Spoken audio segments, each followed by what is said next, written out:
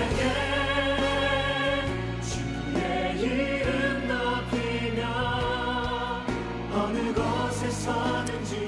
오늘부터 우리는 제한적이지만 다시 교회에서 함께 모여 예배를 드릴 수 있게 되었습니다. 지난 2달 넘게 영상으로 각 가정에서 예배를 드리면서 어떤 분들은 섬긴다고, 교회 사역한다고 자녀들하고 이렇게 떨어져서만 예배를 드렸는데, 이번 기회에 우리 자녀들하고 이렇게 가족이 다 함께 모여서 예배를 하니까 너무 은혜가 되고 좋더라, 그렇게 말씀하시는 분들이 있었어요.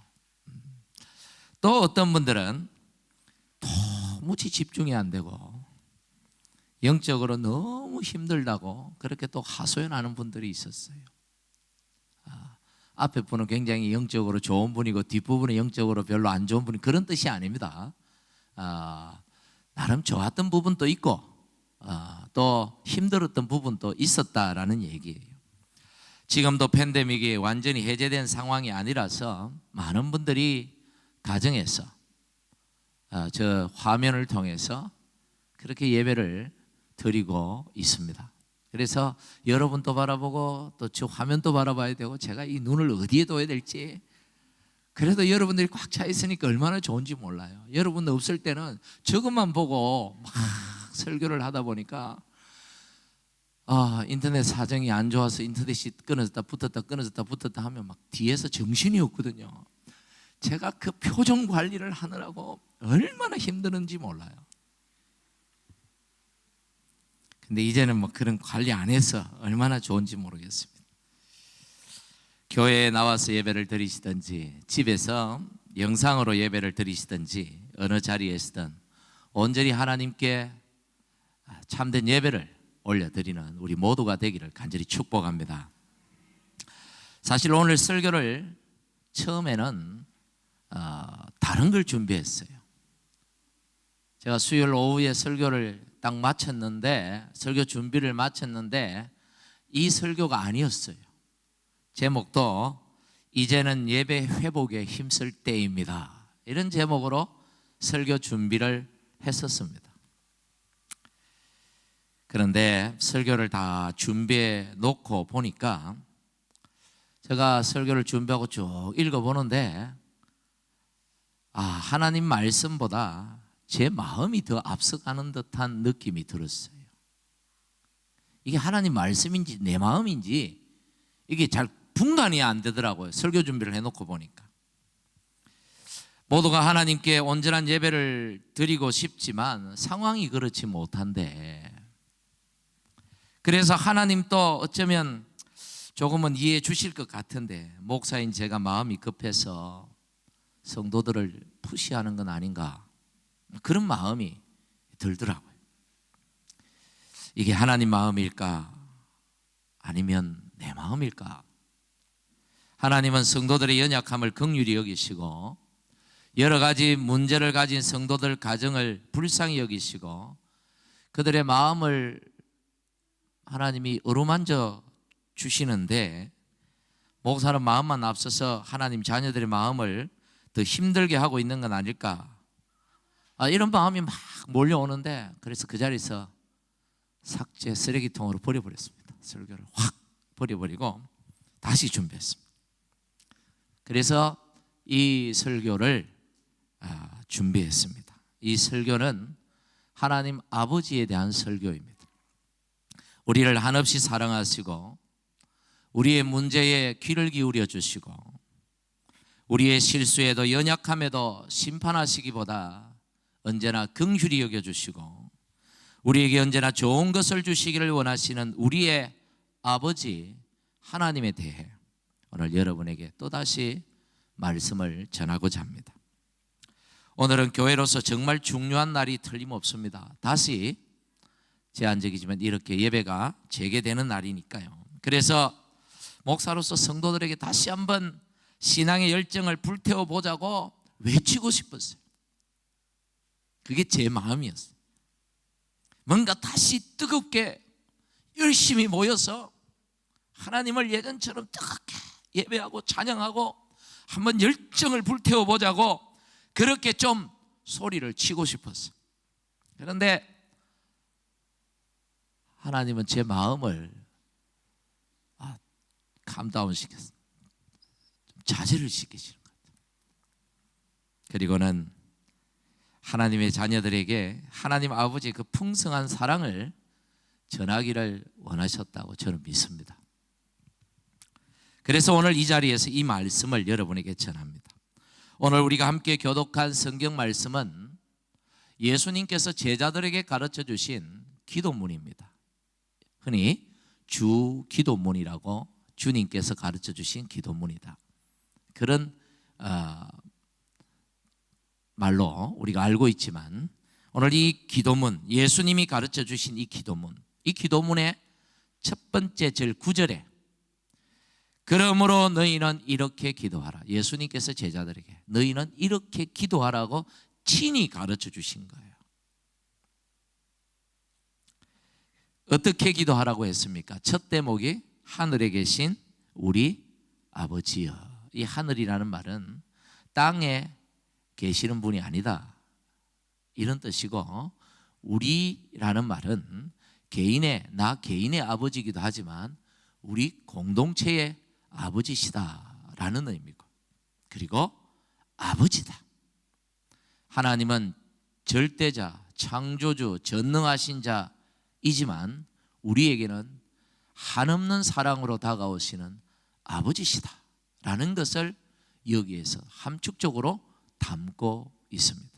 땅에 있는 아버지와는 구별되는 하늘에 계시는 아버지, 하늘에만 계시는 아버지가 아니라 땅에 계시는 아버지와는 차별된 다른 좋으신 아버지라는 것을 우리에게 가르쳐 줍니다. 이 말씀은 우리에게 기도의 대상이 누군지를 가르쳐 주죠. 그분은 우리와 어떤 상관이 있는 분인지를 가르쳐 줍니다. 우리의 기도를 들으시는 분, 우리가 기도해야 될 대상은 누구다? 누구라고요? 우리는 하늘을 향해 외치는 게 아닙니다. 하늘에 있는 절대자를 향해서 그냥 막연히 외치는, 허공에 외치는 소리가 아니에요. 우리의 기도는 살아계시고 우리에게 끝없이 한없이 귀를 기울이시는 우리 아버지를 향해 외친다는 기도라는 거예요. 그래서 우리가 이 사실을 분명히 알아야 된다는 거예요. 우리의 기도는 누구에게 하는 거다? 하나님. 그분이 우리에게 누구다? 아버지다. 아버지이기 때문에 우리가 기도할 때 힘이 나는 거예요. 우리와 관계없는 분 같으면 우리의 기도를 왜 들어주겠어 싶지만 그분은 우리 아버지니까 우리 기도 반드시 들어주겠지요. 또 이 말씀은 우리의 기도를 들어주시는 하나님께서 아버지시기 때문에 그 아버지를, 하나님을 아버지로 둔 그 자녀가 얼마나 큰 복을 받은 사람인가를 가르쳐 주는 거예요. 요한복음 1장 12절에 보면 영접하는 자 곧 그 이름을 믿는 자들에게, 예수 믿는 사람들에게는 하나님의 자녀가 되는 뭘 준다고? 권세를 준다 그랬어요. 자녀의 권세. 권세라는 말이 좀, 그렇죠? 가지고 있는 사람한테는 좋은 거예요. 못 가진 사람한테는 굉장히 갑질하는 것처럼 보일지 모르지만 가지고 있는 사람한테는 굉장히 좋은 겁니다. 권세, 힘, 파워. 하나님의 자녀는 당연히 하나님 아버지의 복을 받는다, 못 받는다? 받는다는 거예요. 하나님의 자녀는 아버지 하나님의 사랑을 당연히 받는다, 못 받는다?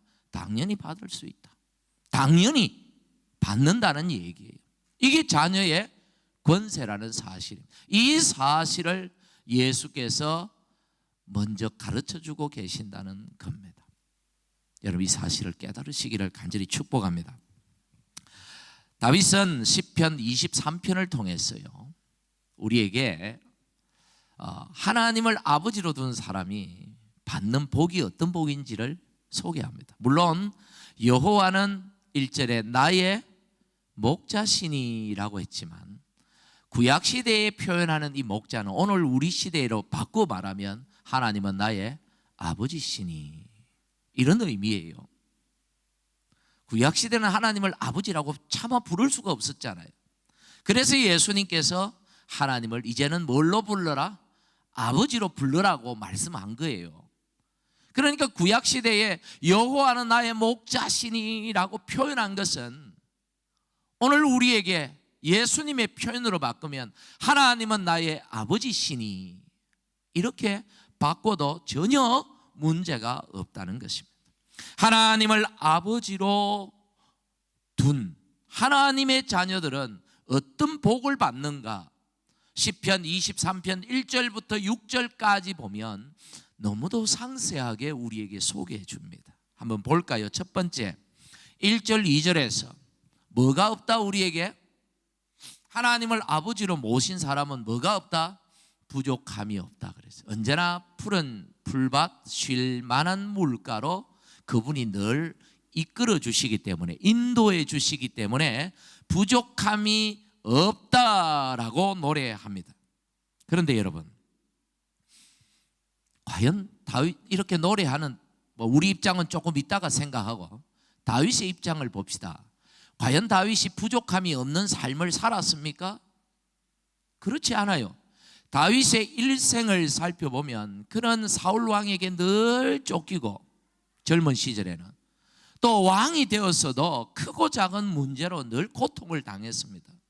심지어 아들에게까지 배신을 당해가지고 아들이 아버지를 죽이려고 하는 이런 반란이 일어나고 어처구니 없는 그런 사태를 그가 겪었죠. 그럼에도 불구하고 다윗은 뭐라고 노래하느냐? 여호와는 나의 목자시다. 그의 소망을 담고 있는, 그래서 내게 부족함이 없으면 좋겠다는 소망을 담고 있는 노래가 아닙니다. 이것은 그의 인생의 결론입니다.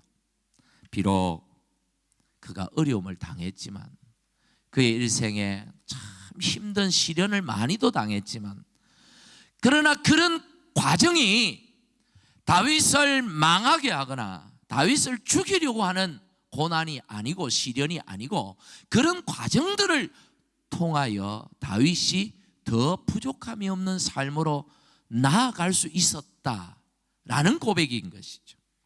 하나님의 자녀는 이런저런 이유로 좁은 길과 같은 십자가의 길과 같은 역경과 고난의 길을 걸을 수 있지만 그것은 과정이지 결과가 아니라는 얘기입니다.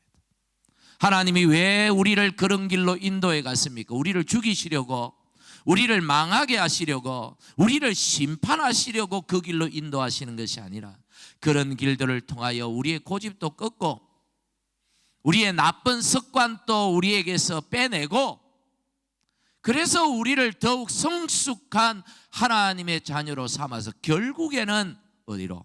푸른 풀밭과 쉴만한 물가와 같은 좋은 곳으로 부족함이 없는 자리로 우리를 이끌어 가시기 위한 과정으로서 주신 거라는 거예요.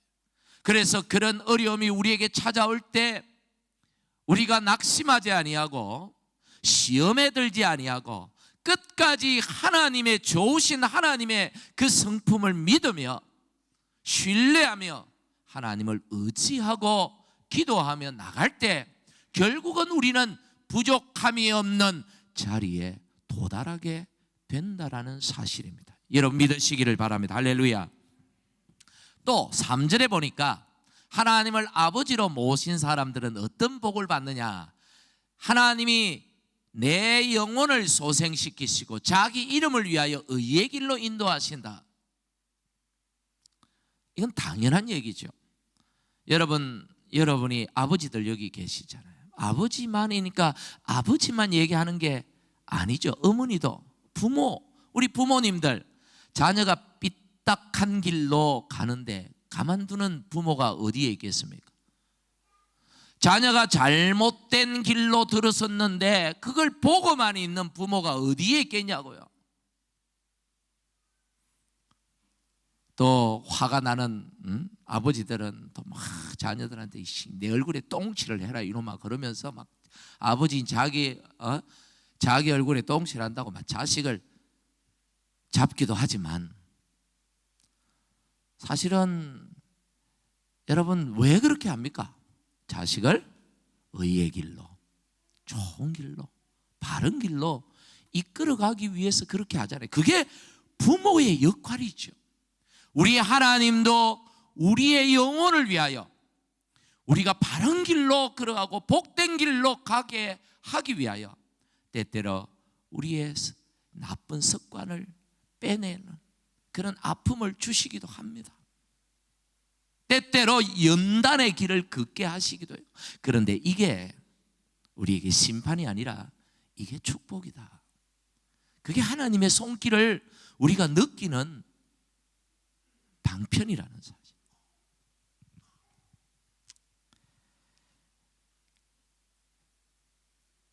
세 번째로 여러분 살다 보면 4절에 힘든 일을 만나잖아요. 뭐 지금이 그 시절이죠. 어려운 일을 만나고 다윗은 그것을 사망의 음침한 골짜기로 표현했습니다. 제가 참 존경하는 어떤 분이 막 우울증이 걸려가지고 한국에 계셔요. 근데 막 우울증이 걸려서 사역도 못하고 막 너무 힘들어가지고 너무 힘들어서 하루에 잠을 30분밖에 못 자시는 거예요. 못 주무시는 거예요. 30분. 가족들이 옆에서 다 울기만 울고 기도하고 그러는데 어느 날 제가 식사를 하면서 그분을 만났는데 그런 얘기를 하더라고요. 자기가 전에는 이 사망의 음침한 골짜기라는 표현이 무슨 뜻인지 몰랐는데 자기가 잠도 못 자고 하니까 이 사망의 음침한 골짜기를 지나간다는 게 이것이었구나 하는 걸 자기가 깨닫고 그 다윗의 심정이 느껴졌다고. 하루하루 죽음을 생각하고 한순간 한순간 죽음을 생각하고 가족을 생각하고 눈물밖에 안 나고 그런 시간을 7개월 동안 보내는데 너무 고통스러웠는데 그 순간순간 하나님께서 자기를 만나 주시지 않았다면 자기는 견딜 수가 결국 죽었을 거라고. 다 이기고 난 다음에 하나님께서 자기를 이 사망의 음침한 골짜기 가운데서도 그의 지팡이와 막대기로 나를 지켜주셨으며 감사한다고 그런 고백을 들었습니다. 여러분, 목자는 양을 지킵니다. 부모는 누구를 지킵니까? 자식을 지킵니다. 나이가 아무리 많은 부모도 벌써 같이 늙어가면서도 자녀한테 길조심하라고 차조심하라고 지키지도 못할 자기가 지켜주지도 못하면서도 지키고 싶은 그 부모의 마음이잖아요. 하나님은 우리의 아버지십니다. 우리의 부모십니다. 그렇기 때문에 늘 순간순간 어느 곳에 있든지 무슨 일을 하든지 어떤 형편에 처하든지 하나님은 우리를 지켜주십니다. 할렐루야. 하나님의 돌보심을 잊지 마십시오. 또 5절에 그는 그렇게 고백합니다. 내 잔이 넘치나이다. 하나님이 내게 복을 주셔가지고 내 잔이 넘친다. 세상에 살아가는 모든 부모들도 자식에게는 어떻게든 좋은 거 주려고 애를 쓰잖아요. 자기는 못 먹고 못 써도 특히 한국 사람들 못 먹고 못 써도 자식한테는 어쨌든 좋은 거 주려고 그렇게 하는데 자식들은 사실 잘 먹고 살아요. 근데 부모 마음이 그렇지. 부모 마음이 어쨌든 좀 주고 가려고. 근데 부모들은 세상 부모들은 뭐 인간 부모들은 사실 마음뿐이지 뭘 좋은 걸 못 주잖아요. 잘. 그래서 마음이 늘 아픕니다. 그러나 우리 하나님은 우리와 다른 분이에요. 그분은 이 세상을 다 가지신 분입니다. 할렐루야. 그분이 원하시면 얼마든지 주실 수 있습니다. 그분이 원하실 때는 얼마든지 주십니다. 왜? 우리가 하나님의 자녀이기 때문입니다. 그분이 주실 때는 우리의 잔이 넘쳐날 것입니다. 그런데 왜 하나님 나에게는 주시지 않습니까? 왜 나에게는 주시지 않습니까? 여러분, 자녀가 달란다고 다 주지 않지요. 어린 자녀가 칼 달란다고 칼 주고, 뭐 달란다고 다 주고. 여러분, 자녀가 어린데 여러분 멀쩡히 살아있는데 막 여러분 유산 팍팍 줘버리고 그렇게 안 하지 않습니까? 다 때가 있는 거예요. 내가 하나님께로부터 받았을 때 그것을 관리할 수 있고 감당할 수 있을 때가 있는 거예요. 그 때가 있든지 때가 되었는데도 내가 준비되지 않으면, 내가 그것을 감당할 수 있는 능력이 되지 않으면 하나님은 못 주십니다. 영적으로 준비되어야 되고 마음으로도 준비가 되어야 되고, 모든 게 준비가 될 때 하나님은 그때 부으시는 거예요. 하나님한테 안 준다고 떼쓰기보다 내가 하나님 앞에 복을 받을 준비가 되었는가, 내가 하나님이 주시는 것들을 풍성히 누리고 나눌 준비가 되었는가를 돌아보는 것이 빠른 방법이에요. 복 받는 길이에요. 할렐루야. 다 하나님께 누리시기를 간절히 바랍니다. 마지막으로 6절을 우리 같이 한번 읽어보겠습니다. 시작. 내 평생의 선하심과 인자 반드시 나를 따르리니 내가 여호와의 집에 영원히 살리라. 다윗의 신앙의 고백이자 신앙의 결단입니다. 선하시고 인자하신 하나님께서 지금까지도 나를 여기까지 인도해 주셨는데, 우리 아버지가 여기까지도 나를 참 좋은 길로 이끌어 주셨는데, 앞날에도 영원토록 내 자식의 자식 때에도 하나님은 그렇게 해 주실 것이다. 그렇기 때문에 나는 하나님만 섬기겠다 라고 고백하며 결단하고 있는 것이죠. 하나님을 아버지로 모신 사람의 가장 큰 축복은 구원의 복입니다. 여러분, 구원이라는 것은 오늘 우리가 구원받았잖아요. 구원받았다, 예수 믿고 구원받았다, 천국 간다, 자꾸 어떤 그런 현상이나 장소에 대해서 자꾸 생각을 하는데, 가장 구원을 잘 설명하는 것은 하나님과 같이 사는 거예요. 이게 구원입니다. 아버지와 이제는 딱 붙어 사는 거예요. 여러분 예수 믿고 구원받고 난 다음에 여러분의 신분이 바뀌었습니다. 하나님하고 가족이 되었습니다. 할렐루야. 여러분이 죽어서 천국을 간다. 여러분 그곳에서 하나님과 영원히 떨어지지 않고 분리되지 않고 같이 살 것입니다. 이게 구원이죠. 누가 하나님의 집에서 영원히 하나님과 함께 살 수 있나요? 하나님의 집에서 영원히 살 수 있는 사람은 하나님의 자녀뿐입니다. 그렇죠. 이게 자녀의 권세죠. 자녀들은 때때로 실수를 많이 합니다. 부모 속을 많이 상하게 해요. 아주 속을 새까맣게 태우기도 합니다. 부모한테 죄를 지을 때도 있습니다. 그래도 자녀는 그것과 상관없이 부모와 영원히 같이 삽니다. 같이 살아요. 그렇죠. 여러분이 자녀가 여러분한테 잘못한 게 없어서 같이 삽니까? 어때요? 내 자식이니까 같이 사는 거예요. 가족이니까 같이 사는 거지, 가족이 뭐 잘했다 잘못했다를 따져가면서 같이 살았다 떨어져 살았다 그러지 않잖아요. 제 자녀보다 공부도 잘하고 뭐 세상에 잘생긴 사람도 많이 있겠죠. 성격도 성품도 좋은 아이도 세상에 얼마든지 있지만, 그래도 저는 그런 아이들과 사는 게 아니라 우리 자녀와 삽니다. 내 아이와 삽니다. 왜? 내 아들이니까. 제게는 딸이 없습니다만은 여러분 내 딸이니까 같이 사는 거예요. 하나님은 우리와 함께 사시는 일, 여러분이 죄가 없어서가 아니에요. 여러분이 성품이 좋아서가 아니에요. 여러분이 뭔가 신앙생활을 멋지게 해서도 아닙니다. 여러분이 하나님 앞에 헌금을 많이 드려서도 아니에요.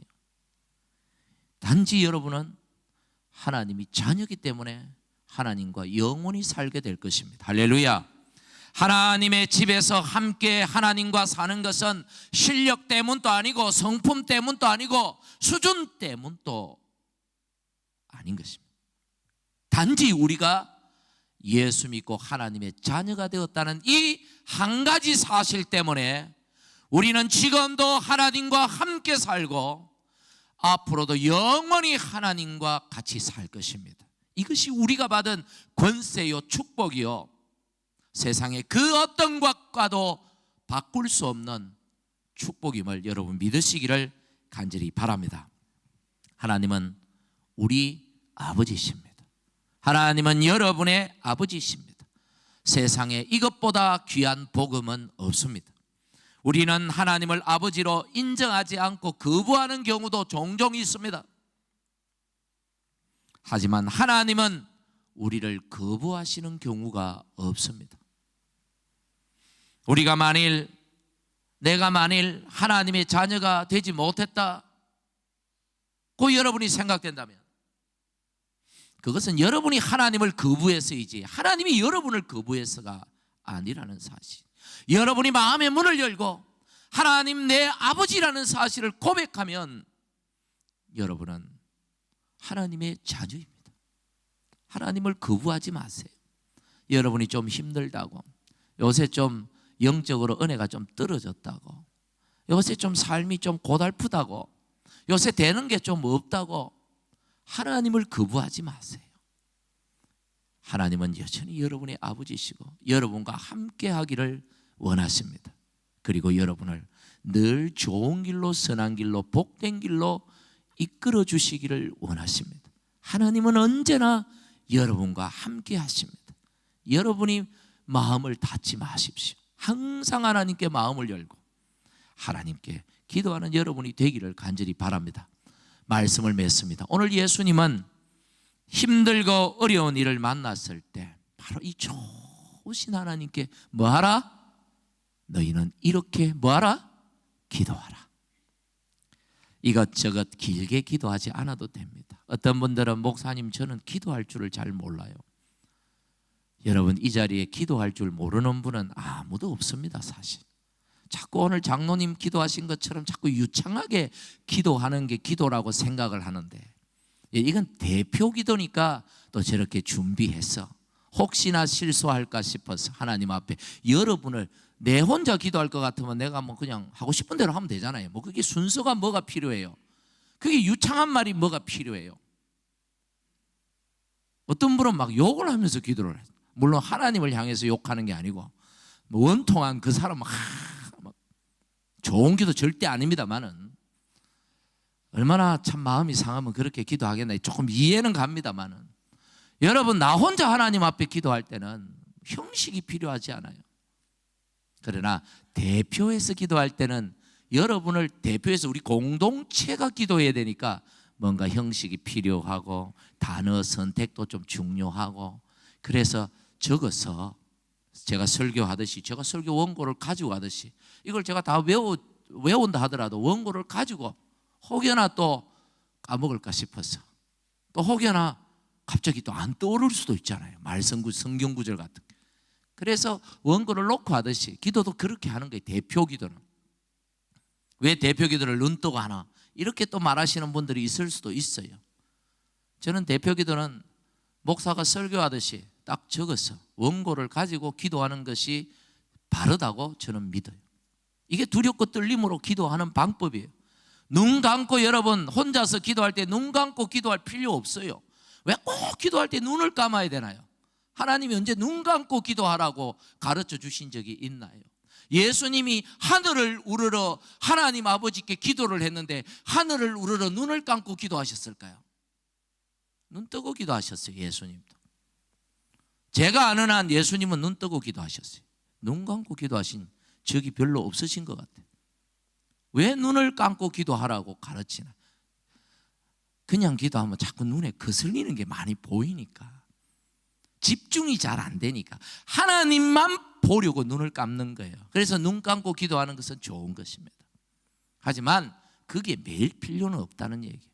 뭐 말을 많이 하고 문장을 막 하고 뭐 성경 구절 몇 개는 좀 기도할 때 써봐야 되고 좀 그런 어떤 데 빠지지 마세요. 그냥 여러분의 감정을 솔직히 아뢰면 됩니다. 예, 그것조차도 힘들면 오늘 예수님께서 가르쳐 주신 기도의 첫 대목, 하늘에 계신 우리 아버지. 아니 그것도 길다. 아버지 하나님, 세리가 성전에 들어가서 기도할 때 주여 나는 죄인이로소이다, 딱 한마디밖에 기도하지 않았는데 예수님은 막 그 기도를 얼마나 칭찬을 하시는지.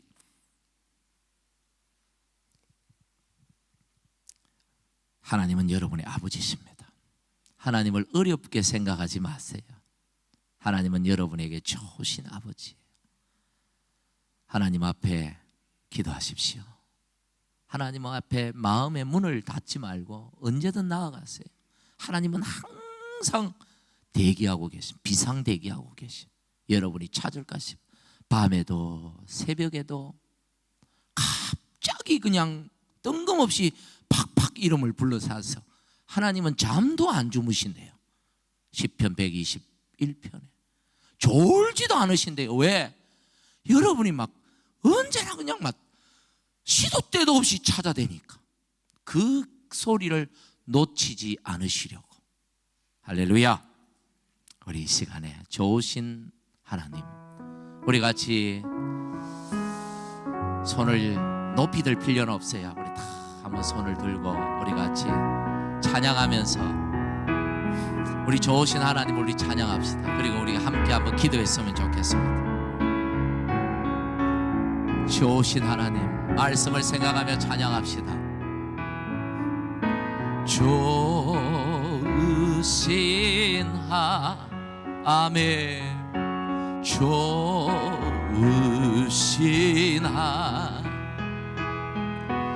참 좋으신 나의 우리의 기도를 우리의 기도라 할렐루야 답해 주시는 참 좋으신 나의 하나, 한없는 축복을 한없는 우리의 눈을 다 감고 우리 한번 하나님만 바라보면서 찬양합시다. 참 좋으신 우리 좋으신 하나님 1절만 우리 다시 찬양합시다. 좋으신 하나님, 좋으신 하나님, 좋으신 아버지, 좋으신 아버지, 참 좋으신 나의 아버지, 우리 이 시간에 한번 소리를 내어서 같이 기도합시다. 말씀을 생각하면서 내가 하나님의 자녀가 된 것을 감사합니다. 하나님이 내 아버지가 되어 주셔서 감사합니다. 나를 긍휼히 여기시고 나를 불쌍히 여기시고 당자처럼 하나님 앞에 나올 때마다 나를 받아주시고 축복해 주시옵소서. 하나님 내 곁에 언제나 계시는 줄 믿습니다. 내가 기도할 때 하나님 내 기도에 들어주시는 줄 믿습니다. 나의 좋으신 아버지여, 이 시간에 나의 기도를 들어 주시옵소서. 우리 같이 이 시간에 소리내어 한번 기도합시다. 하나님